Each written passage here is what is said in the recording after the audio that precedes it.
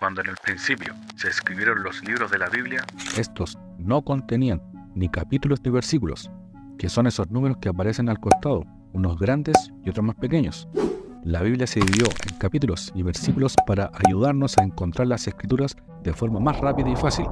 Pero si la Biblia antes no tenía ni capítulos ni versículos, ¿quién se los agregó? Las primeras divisiones de las escrituras. Los primeros que dividieron las escrituras fueron los judíos, quienes empezaron a dividir el Antiguo Testamento en párrafos. Estos párrafos se identificaban por 2 letras del alfabeto hebreo. Al inicio, la Pei, de apertura, que indicaba la apertura de un párrafo, y al final, la letra Samej, final, para el cierre del párrafo. Estas divisiones en párrafos no concuerdan con las divisiones que tenemos hoy en día. Por otro lado, la necesidad de los judíos para leer las escrituras semanalmente dio nacimiento a la primera división de la Biblia. En Israel, los judíos dividieron la Torá, los primeros 5 libros de la Biblia, o Pentateuco, en 154 secciones, para que pudieran ser leídas en voz alta de forma semanal en el transcurso de 3 años, mientras que los judíos en Babilonia dividieron la Torá en 53 o 54 secciones para que pudiera ser leída en un año. Esta división sigue utilizándose actualmente.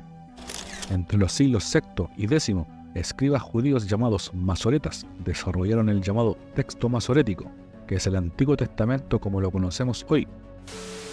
Los masoretas fueron una comunidad judía de eruditos y escribas que vivieron principalmente en la región de Palestina y Babilonia entre los siglos VI y X después de Cristo. Su labor principal fue la de preservar y transmitir el texto hebreo de la Biblia, así como desarrollar un sistema de vocalización y acentuación para el texto hebreo, lo que se conoce como el sistema de la Masorá.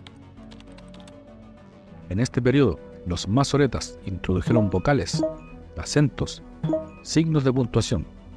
Además, subdividieron las antiguas 54 secciones de la Torá en 669 segmentos más pequeños, llamados Sidrim, a fin de facilitar la ubicación de referencias. Para el siglo IX, ya habían establecido la división de todo el texto del Antiguo Testamento en versículos. La actual división de la Biblia. Las divisiones de capítulos. Más tarde, Stephen Langton, el arzobispo de Canterbury, desarrolló una división en capítulos que fue utilizada en la Vulgata Latina, conocida como la Biblia Parisiense, en el año 1226. La difusión de estas divisiones fue tan bien recibida que incluso por razones prácticas fue adoptada por los propios judíos. En 1448, el rabino Mordecai Nathan hizo una pequeña mejora del trabajo de Stephen Langton al subdividir con números y no con letras los capítulos del Antiguo Testamento. Las divisiones de versículos. El actual sistema más preciso de numeración en versículos, y al cual estamos acostumbrados para la división de la Biblia, fue logrado gracias al prestigioso impresor francés Robert Stein, también conocido como Robertus Stephanus en latín. El rey de Francia lo nombró impresor real para trabajos en hebreo, latín y griego, y en 1532 imprimió Biblias hebreas completas. Debido a que él se identificó con el movimiento evangélico protestante, experimentó la hostilidad de los teólogos católicos de la Sorbona, por lo cual se vio obligado a dejar París y escapar rumbo a Ginebra. En 1551 publicó por primera vez una edición del Nuevo Testamento en griego, que tenía este nuevo sistema de numeración por versículos.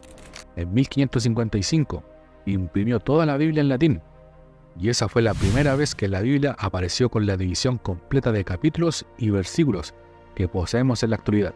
Hasta este punto, los números de los capítulos y de los versículos no estaban intercalados dentro del texto bíblico, sino en los márgenes. La primera Biblia impresa, que incluyó totalmente la división de capítulos y versículos, fue la llamada Biblia de Ginebra, que se publicó en 1560 en Suiza. Los editores de la Biblia de Ginebra optaron por los capítulos de Stephen Langton y versículos de Robert Stein. Valoraron la gran utilidad que tenía para la memorización, localización y comparación de pasajes bíblicos. En 1592, el Papa Clemente VIII hizo publicar una nueva versión de la Biblia en latín para uso oficial de la Iglesia Católica, y en ella se incluyó la división actual de capítulos y versículos. Así que finalizando el siglo XVI, los judíos, los protestantes y los católicos habían aceptado la división en capítulos introducida por Stephen Langton y la subdivisión en versículos introducida por Robert Stein, de manera que desde entonces estas divisiones en capítulos y versículos ganaron aceptación como una forma estándar para localizar los versículos de la Escritura y se aceptaron universalmente. La prestigiosa Biblia de Ginebra del siglo XVI fue la primera que incluyó divisiones en capítulos y versículos para el Antiguo y el Nuevo Testamento. La mayoría de las Biblias publicadas desde entonces han seguido utilizando este sistema de capítulos y versículos. Las citas bíblicas suelen comenzar por el nombre del libro, después el número del capítulo, 2 puntos y el número o números del versículo, como por ejemplo Génesis 1:1. Si a usted le dicen que el texto se encuentra en Juan 3:16, se le hará muy fácil encontrarlo. Gracias al esfuerzo de estas personas, hoy tenemos acceso a encontrar de manera más sencilla los pasajes bíblicos.